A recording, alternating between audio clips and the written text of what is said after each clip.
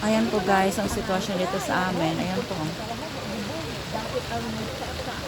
So, hindi na po pasabol. Marami pong mga sasakyan na stranded kasi doon sa unahan.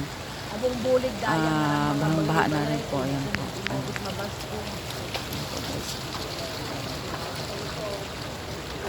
Abong bulig.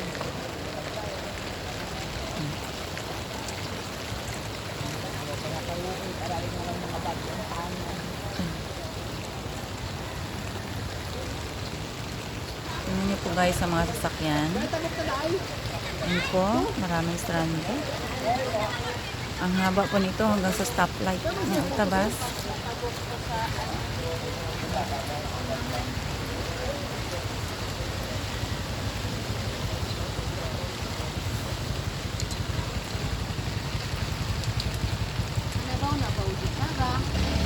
Ayan po, super haba na po ng stranded na sasakyan.